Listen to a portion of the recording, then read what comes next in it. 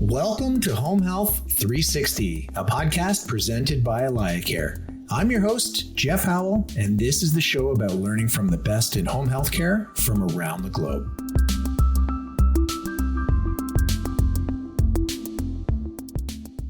Hey everyone, and welcome to another edition of Home Health 360, where we speak with leaders in home care and home health from across the globe. April Hansen is a nurse, a tech entrepreneur, and a hyper-growth business executive who is inspired by everyday leaders who do their work well, face human doubts, but find a way to thrive even through chaos. So get this. Through COVID, she's led the largest deployment of healthcare personnel in the history of the United States and simultaneously grew her business unit by 900% in 2 years. Along the way, April has uncovered key insights on the art and science of world-class decision-making.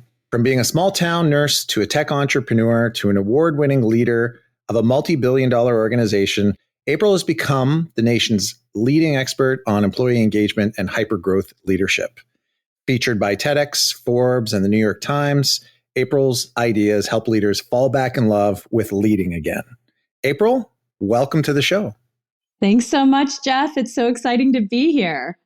So I have to say, you are the first guest from Green Bay, and I did a little bit of fact checking. I believe Green Bay is the smallest market for an NFL team at 100,000 people for population, and yet 80,000 of them do go to Packers games. So I was just wondering, are you in the 80 or the 20? It depends on how cold it is. If you're in the 20, it makes a lot of sense to go to Costco during the Packer games because it's not busy at all. But typically, depending on the weather, you may find us tailgating at least down by the stadium or at home snuggled up by a fire when it is frigid. Nice. Well, what I do want to do before we get into any questions is I actually wanted to point the listeners so that they can check out your personal brand as we listen along here. So it's April Hansen Speaks. That's APRILHANSEN.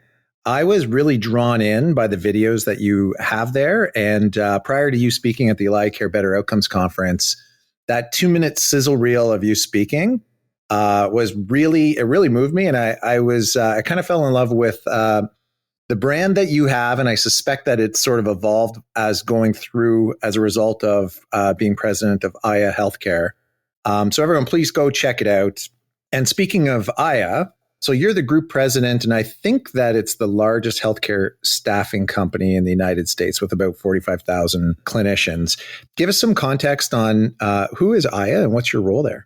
Absolutely. So I've been in love, and I profess that profoundly. I've been in love with the travel nursing industry for years. And I was a travel nurse myself back in my early nursing career and found it to be just an incredible experience where I could move around the country and fill needs that other hospitals had with my skills and get to experience a new culture, a new place to live, a new community.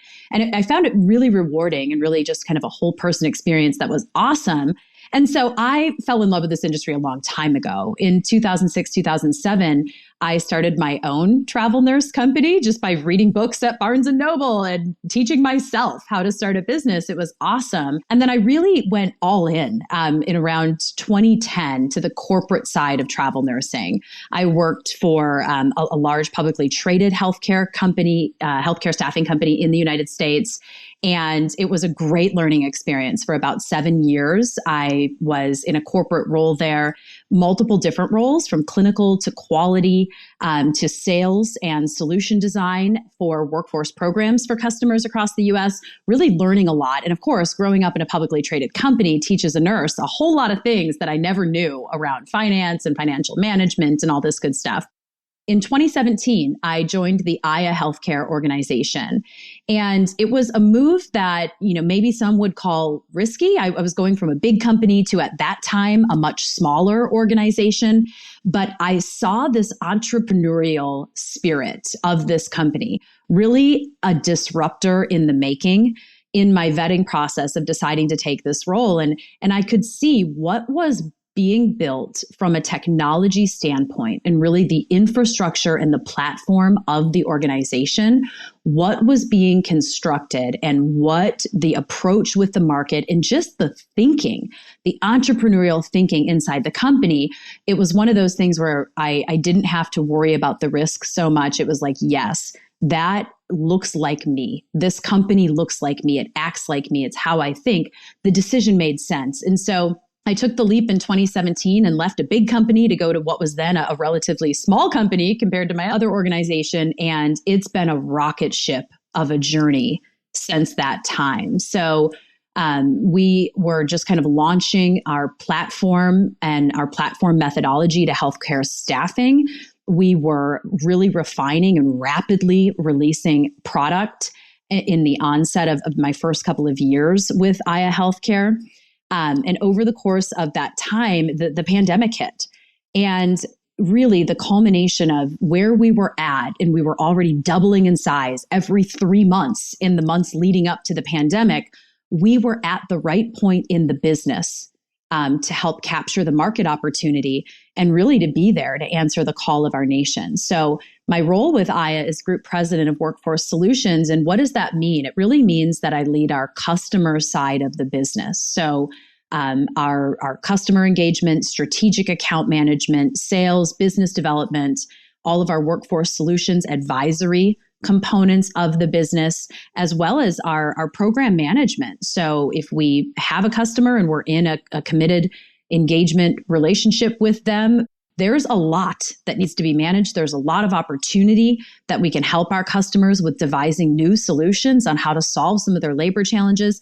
And it's fascinating every single day in this role to be able to experience what customers are trying to problem solve and then dynamically problem solve it with them. So our company has grown, of course, as you mentioned in the intro.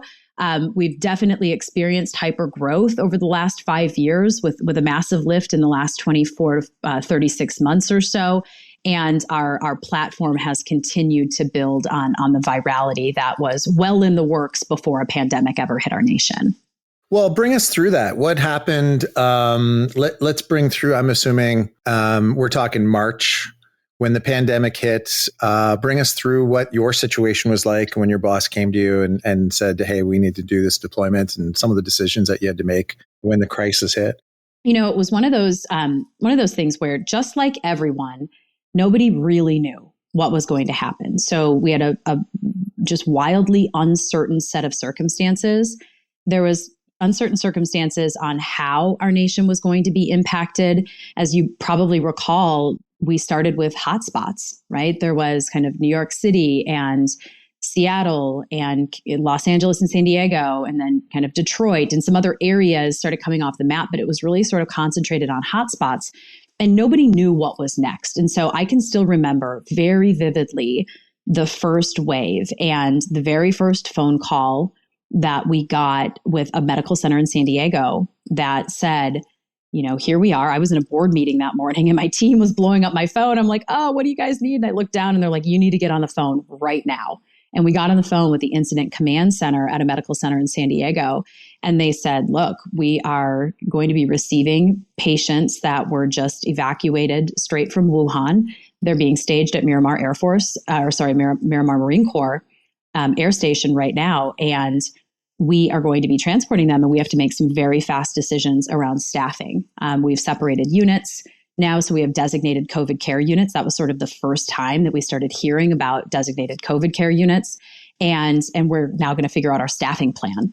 And so we had a mix of contract travel nurses there. We had local nurses that were employed through us via agency, and they had their own core staff. And so very quickly, we had to work together to figure out screening criteria of who had the right skills to take care of this new novel type of patient that was coming in, with care protocols that were still being designed on the fly. Testing was not rapidly available, right? So if you remember back then, we had to send tests to national laboratories, and it could be a week before you were getting results. And so it was really trying to figure out, do we have the right skills? Who has those skills? Do we have the right mix? Nobody knew how their insurers were going to handle if your employees got sick, What if they got sick? What if they died? I mean, this was human life that we were making decisions on. And this was really, really tough and with a ton of uncertain circumstances. The hospital partners that we had the opportunity to work with and continue to have the opportunity to service were incredible. We were watching innovation in healthcare unfold, not even daily, by the hour. The care protocols. I remember one of our clients in Seattle releasing nationally their care protocols because they had some of the very first instances to care for, right? So they had the opportunity to learn the rapid experimentation with their care protocols on what was helping to save lives and how they went very public to share their care protocols with hospitals across our nation and across the world. And seeing how those iterated over time, and as the variants and everything have continued to go, really the knowledge sharing was important. And what I don't think we recognized was that our travel nurses, right from the beginning, became a very important part of that knowledge sharing. When we got into further waves, so we kind of handled the first wave, and we thought that was a lot. Right? Making decisions, deploying thousands of nurses to hotspot areas in super short periods of time when the world was shutting down. And so getting transportation, hotels, and we thought that was challenging. And that was, now looking back on it, it was like a micro level of challenging compared to the waves that were yet ahead. And so when we, then advance into future waves, what we recognized was the care providers that got exposure to caring for these really critically ill types of patients in those hotspots, they became basically vehicles for knowledge transfer to other areas of the country that they would then move and serve that hadn't yet gone through this. I can remember a hospital in Green Bay, right here in my own community. One of the leaders was a friend I went to nursing school with, and he called me and he said, I know you do this travel nurse stuff. We don't really use travel nurses. We haven't used them, but we need to. We're busting at the seams. Can you get me travel nurses that have worked with COVID before in one of the hotspots or other areas? We need their knowledge. And that's exactly what we did. We were able to move nurses that had taken care of COVID patients in units in Texas and New York and bring them here to my home community in Green Bay to help our own hospitals learn and develop their care protocols. And they were well prepared to be able to assimilate these nurses into their workforce and respiratory care providers and everybody else. And they were open and accepting of the learnings while they were also developing their own protocols. So it was really novel to see this come together in the way that it did. But nothing was known. And so decision-making framework, there was no time. I think I've talked about that. I think I shared that in my keynote with Elia Care as well. Normally you have time to go assess your variables and think of the upstream and downstream impacts and put together a committee to make a decision and really, get a majority vote and what people feel and how this is going to work. There was no time for that. And so this was rapid fire decision making with a lot of ambiguity, complex circumstances at a scale never seen before by our business. Right. That's all. Yeah, that's all. It was simple. It's like being a wartime president for a war you didn't ask for or plan to defend. That would be so overwhelming, regardless of whatever emergency protocols that you have in place that are really more generic, and like these things move so quickly. And when you say that, when San Diego calls and, there's people coming in from Wuhan, wow, that's the ability to just kind of mobilize so quickly. And like when you say innovation unfolding by the hour, that's total chaos. It really was. And maybe, controlled chaos. I can still remember having a conversation with my CEO. It's distinctly kind of embedded in my mind. I was on spring break with my family. And if you remember that year, that was when spring break happened and like our kids never went back to school, right? So, we still took this trip. And I remember being in the car driving to the airport for this trip and going to my husband, I don't think this is a good idea. I see what's happening in other parts of the country. We're starting to deal with it. I don't know that we should be going to Florida, although it was very cold in Wisconsin and we were looking forward to getting to Florida. It's like, I don't know how this is going to work out. And we were in Florida when we got the notification that our school was not coming back into session in person and we were going to figure out this virtual school thing. And I never, vacationed a moment of that because it really, the demand hit heavy. And I spent the entire time in the spare bedroom at my in-laws in Florida on the phone working. And I still remember the phone call with our CEO, who is just incredible. I mean, Alan Brannon's brain functions like no other person I've met in my life. And he is just incredible at rapid fire decision making and coming up and leading through chaos. And so I felt so confident in his leadership in this time frame. I knew that we would do all the right things that we needed to do. But I remember on the phone and he said, well, April, you know what? We've spent years architecting this platform. We know the methodology. We know that we can rise to the challenge of what our customers need. If we don't do this, who will? And you really think about that. And it was like, I agree. It was totally uncertain. We didn't know the right contract terms to have in place. We didn't know how we were going to handle all of the issues, the unknown unknowns, right? The scariest thing in business, the unknowns you don't even know about. That we didn't know how any of those things were going to be handled. But what were we going to do? Say no, right? To hospitals that were calling us by the minute, asking us to help advertise their jobs and mobilize nurses to them. It wasn't an option. And so as those needs came in, we tried our best to dedicate as many resources as possible. We scaled up our internal teams massively. We added thousands of internal team members. There was one point in time, I remember kind of this analogy, our first floor of our offices in San Diego, nobody was in the office. Everybody was working remotely. Nobody was in the office except our team that had to get the laptops ready to be able to get remote equipment for all of our new employees, all of our new corporate hires. And so it was like an assembly line in the first floor of our office building in San Diego, rapidly getting computers imaged and getting all of our software and everything installed that we needed out to our new hires so that we could keep up with the demand that was coming in from our hospitals. Because if we didn't do it, who was going to, right? And I think a lot of agencies took that same approach. And I'm really proud of the work of the healthcare staffing industry to get creative, to meet the demands and needs. And so many incredible owner, founders, leaders of these companies coming together to try to problem solve something that our nation had never been faced with at this scale before. And I think Aya did an incredible job at what we needed to do to morph our corporate infrastructure, scale and rise our internal headcount to be able to service all of our customers and be able to service our clinicians at the same exact time, because we really have kind of a two-sided business equation. We have our field clinicians and we have our customers, and we're matchmaking between those two. So Sure. It was definitely a dynamic time. I never thought about the special kind of person that's required from the travel nurse side.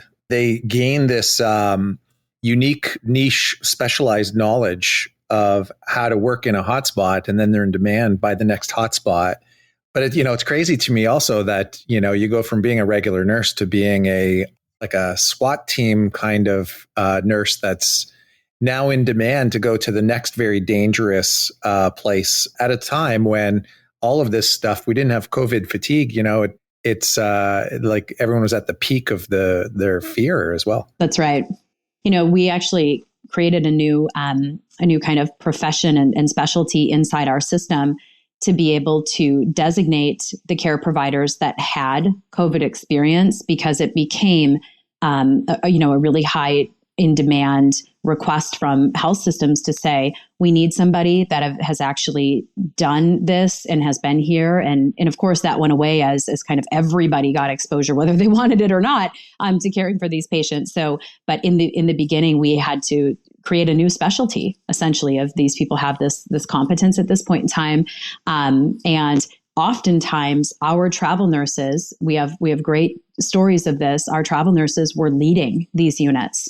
We've had travel nurses that, opened up and led these units and stayed multi-months on assignment because they had this experience and they could bring that on the road with them. And, the unique type of person that you mentioned, you nailed it. You have to be, as a travel nurse, number one, you have to be really, really comfortable in a brand new environment, because you may show up your first day on the job and be caring for somebody that does not do well, or they crash and you don't know where anything is, and you don't know who you're working with. And normally when you're accustomed to showing up at work with the same exact team that you've worked with for a really long time, you know who's going to have your back. If your patient starts going bad, or if their patient starts having complications, you know as a nurse how you buffer and support each other and what you do in those roles. And when you're in a brand new environment without that support network, without that familiarity and kind of just muscle memory of how to do your job in that environment, it's a whole new set of dynamics and challenges that I give our travel nurses a ton of credit, because they rapidly adopt to new environments. Even the words, I can still remember as a travel nurse, I did dozens of assignments, and there's a little small yellow feeding tube that you often use for jejunal feedings in patients that can't eat in traditional means. And so I would show up and just hold up the little yellow feeding tube and say, what do you call this here? What is your name for it? Because there were different kind of slang words. Some hospitals called it by its product name, and others had a protocol name for it. I would say, what do you call this here? And what is your protocol, right? And where do I find it? And it was, depending on what part of the country I was in, it would be different, right? And so travel nurses have that innate ability where you don't come with your preformed assumptions. You have your skills. They're interoperable. Your skills are portable. You adopt to the culture that you're working within, and you adopt to that care environment, and you do it rapidly. And not everybody enjoys that type of work environment. But when you nail it, when you really, really get good at it, it's an incredibly building experience for you as a professional and for your overall skills and ability. So I'm assuming that like you've got this unique set of circumstances that you were thrown into where the magnitude of the decisions required were, off the charts, but also the limited amount of time was equally as intense. And I'm assuming that's where you've come up with, you have these terms like kicking the can and decision drowning, and how leaders really don't make decisions or outsource their thinking to committees. And that in itself is a form of decision making. Can you bring us through? Because that really was powerful to me, was the frameworks that you have around how to make the right call every time, and also how to identify not making a call is probably the worst thing that leaders do. Is they're overwhelmed with with decisions, so they park everything and so many things in neutral, and a lack of decision is actually worse than any decision. Yeah, you're spot on with that. So, the first, how do you make the right decision every time? The simple answer is you don't. And that's just it. So I think what one of the biggest lessons learned was, when the volume of decisions to be made is so huge, people's capacity to make decisions dwindles. And that's what I call decision drowning syndrome. It's layering on top, on top, on top. You can't effectively delegate. Sometimes, and I can remember this happening to myself, sometimes when the volume of decisions flowing at you, it feels like you're trying to, stand under Niagara Falls and drink. It's like so huge. It's coming at you. You don't even sometimes recognize when you're not making a decision. And so you kind of get in this stuck phase. You're paralyzed by this decision drowning syndrome. And so often we have been conditioned as business leaders to get everyone's opinion and try to get to consensus, at least a practical consensus where we can work. And there's nothing wrong with that in traditional circumstances. However, what I recognized, and this is what I talk about as part of the decision-making framework, is that you can't always achieve that sort of state of harmony in decision-making when you're operating out of chaos and when the people surrounding you are suffering from decision drowning syndrome, or you're suffering from it yourself, where you don't even know if you're making a decision, if you're stuck, if you're paralyzed. You're literally just there. And in that time, there has to be directive. There actually has to be someone that makes the call and that says, and in my case, this was often me as the leader, or it was Alan as our CEO, that says, this is the decision. We're doing this. In that moment, you have to be highly tolerant of risk and failure. And so you have to say, I don't know if this is the right decision. It could very well be wrong, but we have to test this. If it's the right decision, we have to be prepared to rapidly scale the effects of this decision and help everybody get on the same page with it. If it's the wrong decision, we have to be prepared to shut it down quickly and test again and move on. And so this kind of, it was almost authoritative or directive in certain ways. People needed authority. They needed direction. They needed this clear cut. I don't want to say and kind of generalize it. Did they need to be told what to do? Everybody still had a voice and they still had brains and they were still thinking, right? But they needed somebody that kind of, to point to and to say, is this correct? Are we doing it right? Should we keep going? What are we doing? And that was kind of the role that I found myself in a lot during this time. And I had to be highly tolerant of risk and of failure and of the mindset that, look, I have enough information to make a decision where it doesn't impose too much risk. I don't have all the pieces to know that it's exactly right. It sits somewhere in the middle, and we just have to move forward or we're all going to be stuck. And so I think, that's kind of what decision drowning looks like. When you have ideal circumstances, you can avoid, in many cases, decision drowning, and you can actually put pieces in place to prevent it, right? You can put much more effective delegation. You can ask people what they think they have authority to do and what they think they don't have authority to do. And you can bestow authority on people. A lot of times people just don't know what decisions they're actually allowed to make in their company. So you have to ask, right? If I do this exercise with my team, I'll say, tell me what you think you don't have the authority to make in terms of decisions and what you think you would make if you had the authority. And we'll go around in a round robin, or we'll do it in our one-on-ones. And I'll say, great, you have the authority, right? Who do you need me to tell that you have this authority so they don't question you? And we go around to try to, avoid everybody from falling into decision drowning. But in certain times when that chaos, and you can see it, you can feel it in your team members, you can ask them flat out, are you paralyzed, right? Right now in this, great. I'm going to make the decision. I'll take the risk. I'll take the fall if that happens for it. Keep going. I love that because so much of this actually goes unspoken, right? Like, oh, I don't want to bother my boss with this decision. They're really busy and it's, I don't know. And often what will happen is people will wait until they actually have face-to-face time to bring that up, right? That's right. And I'm going to credit you for being the one to introduce to me the Colin Powell 40-70 rule. Can you tell the audience what that is? Yeah, I think Colin Powell has a ton of wisdom to share around decision making. And I can only imagine the degree of decisions that fell on his plate. And the 40-70 rule, I think this is a great, really simple principle to live by. If you have less than 40% of the information around the decision that you're trying to make, you probably don't have enough, and it could be risky. If you wait until you have more than 70% of the information needed to make the decision, you're probably too slow. And so it's kind of a seesaw, right? It's a little bit of a meter here. Too not enough information, too risky.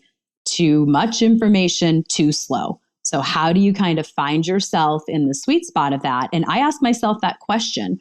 And what do I have? Where am I? Do I have enough information?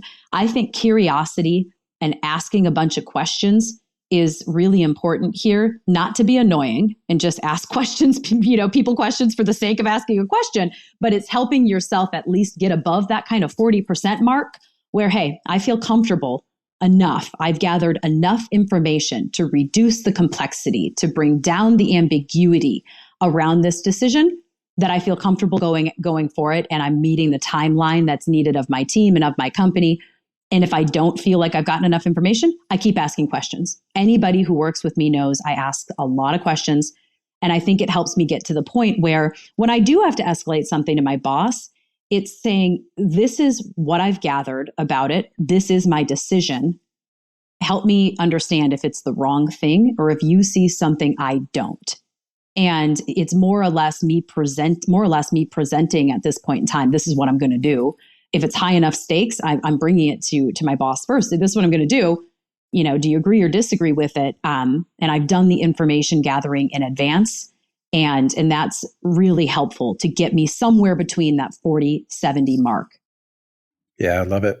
And I love just being open and transparent, everyone working from the same frameworks. We've actually adopted this one to household laundry, right? If we have 40% of the laundry done, then the kids have enough for school. But if it's up to 70%, we're doing too much. We have our own dreams to chase. I think it sounds amazing. We're never going to get to 100%. So why bother? Once we're at 70, we're punching above our weight class. That's exactly right. And I think you brought up a good point too on the committee, right? And the sort of outsourcing. I'm in no way trying to say that decision by committee is bad, right? It is commonplace that, of course, we need to build advocates around our decisions. We need to have buy-in from the people that will ultimately live with the decisions. This is a very important piece of leadership that we can't let go. What I think is dangerous, though, is if there's no thinking done in advance of these types of meetings, and really in advance of the committee, and there's really no recommendation. And so it's like, let's just all hop on a call and do the thinking together. No, right? So I kind of have this piece where it's like, let's think about what we really need. Let's devise the solution. Let's do that. I think I saw the term a couple of weeks ago. Let's do the brainwriting in advance so there isn't a call that's wasted on brainstorming, right? Everybody should come with thoughts. It's actually a great way to get inclusivity and be more inclusive in our meetings because if you get in a meeting with someone like me, I'm going to ask questions and I'm going to talk.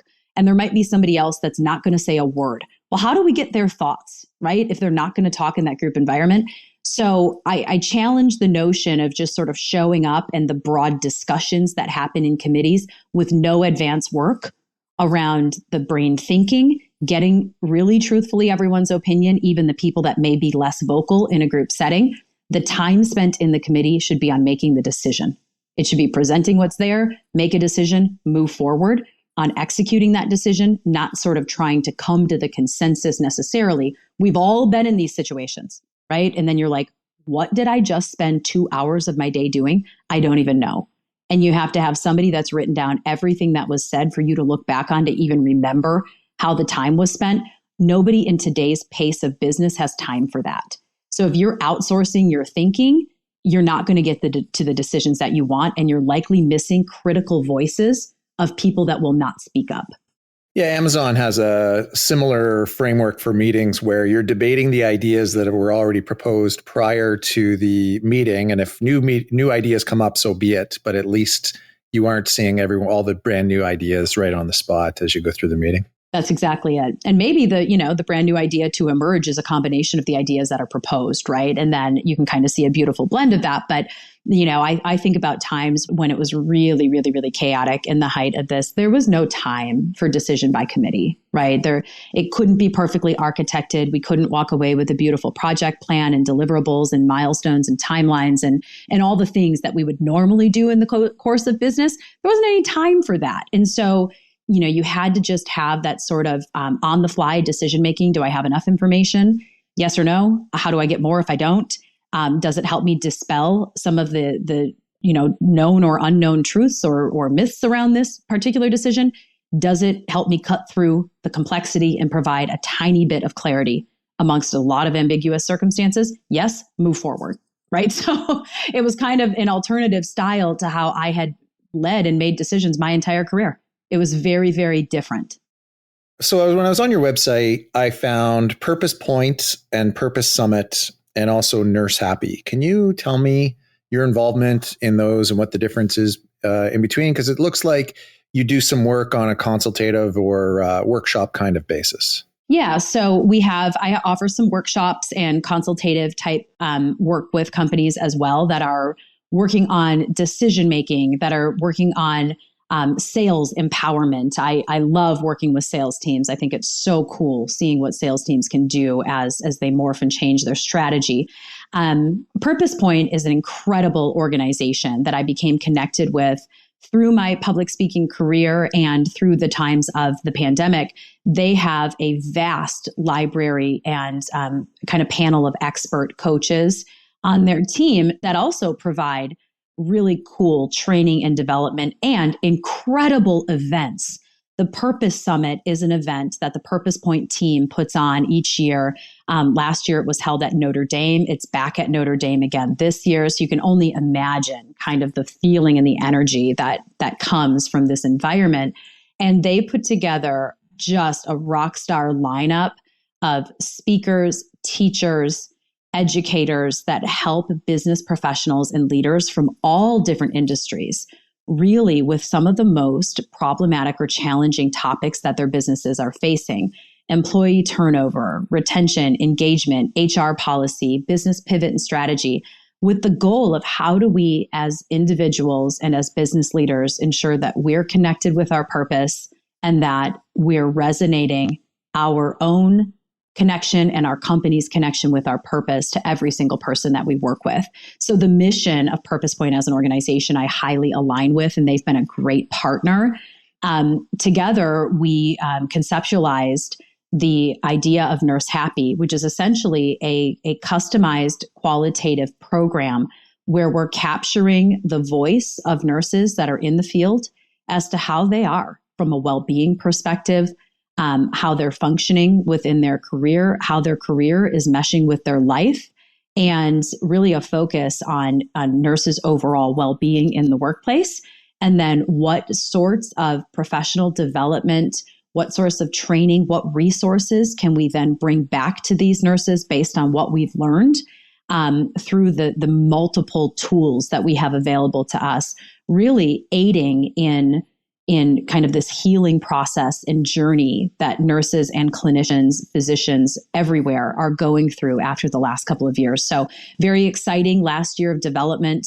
Aya has taken an active role in some of this work. We have a customer in Vermont that we're working with, and we're fully funding this work right now as it launches. And this is an element of give back to the population at large. So we hope to reach as many nurses as possible, really being able to assess and understand their well-being and continue to deliver resources to health systems and to care providers, starting with nurses along this line. So it's kind of it's a project from the heart.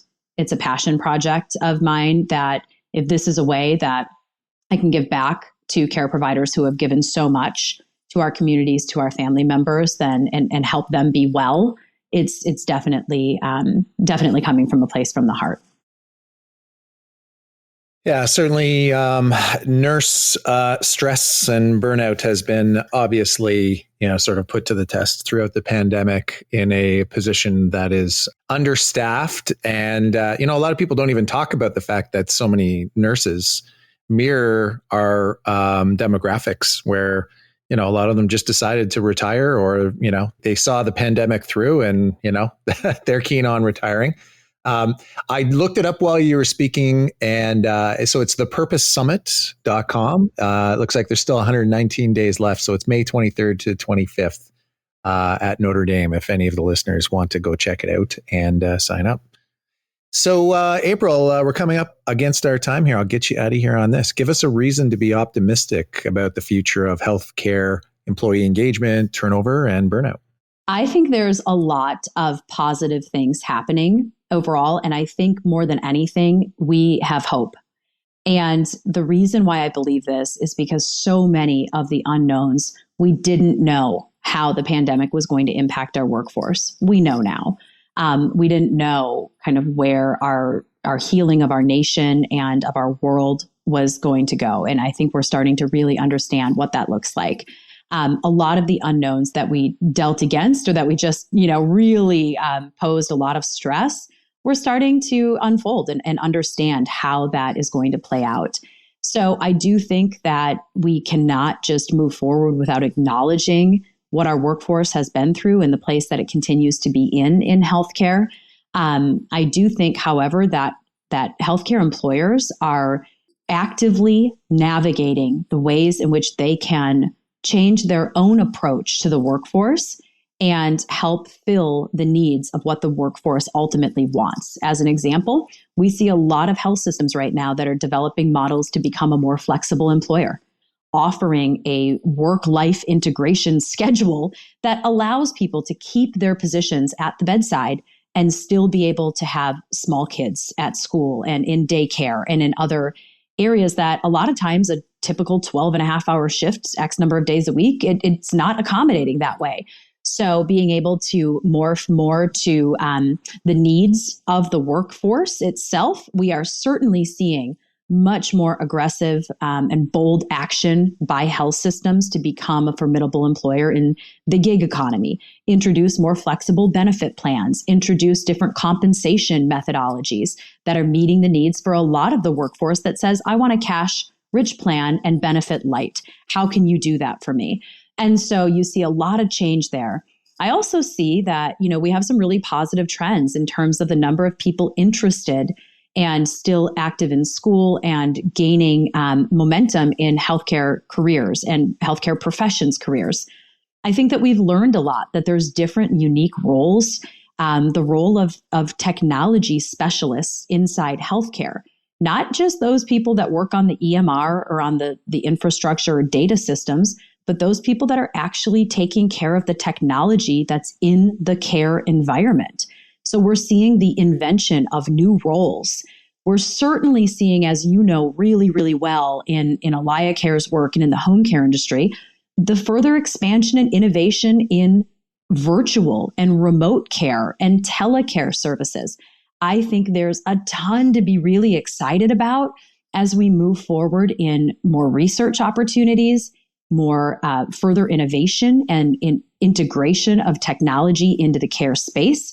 I think there's a ton to look forward there. So for people that are saying, you know what, I really want to be a nurse, I want to be in this field, but I don't want to work in a hospital, there are more options than ever for those care providers to have different employment choices. And I also think regardless of what the macroeconomic factors do, healthcare is a place right now where the workforce is still operating from sort of a point of scarcity.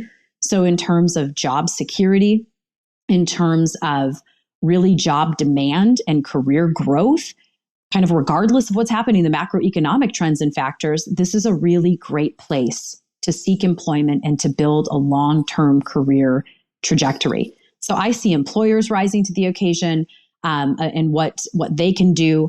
I see overall schools really beginning to take a much more aggressive approach at modifying learning methodologies, incorporating new technologies, everything we're learning and OpenAI and everything else. So I think it's an incredibly exciting time for healthcare. I think what we were worried about, we kind of know so many of the impacts and the outcomes of that now. Now we can have a plan, and I think there's a ton of hope. And I think that breeds a very positive outlook. It's not without challenges, but every sector has challenges right now. I'm not minimizing the challenges that are still very, very real in healthcare, but I do think that we have so many of the right things in place to help us heal, to help us move forward, and ultimately to create a stronger healthcare infrastructure than we had in any years prior to the pandemic. The big silver lining that I take away from COVID is it's really shook up the thinking on just about everything, right? Like there's nothing that's not on the table in terms of reevaluating work-life integration and all the things you talk about, the bold action and addressing the gig economy and basically doing everything that we need to do to have survived the pandemic, and then what is life like afterwards? Because I feel like on so many fronts, we now live in a world that had technology before for people to work remotely. We didn't have it because we didn't have the corresponding culture. And now we've got 3 years of habits built in. I see the positive in all this is that everyone's come out of this much more open-minded to doing things differently, moving forward. So everyone listening, if you want to go check out aprilhansenspeaks.com, you can get more information about speaking with April about speaking gigs, workshops, and you can learn a little bit more about Nurse Happy. We'll sign off, but April, then the first question after we sign off is I'm going to ask you about giving me a reason to be optimistic about the Packer season for next year. So I may have less knowledge on that, Jeff. Thanks so much. Thanks, April. Home Health 360 is presented by Alaya Care. First off, I want to thank our amazing guests and listeners. To get more episodes, you can go to alayacare.com/Home Health 360. That's spelled Home Health 360, or search Home Health 360 on any of your favorite podcasting platforms. The easiest way to stay up to date on our new shows is to subscribe on Apple Podcasts, Spotify, or wherever you get your podcasts. We also have a newsletter you can sign up for on aliacare.com/homehealth360 to get alerts for new shows and more valuable content from AlayaCare right into your inbox. Thanks for listening, and we'll see you next time.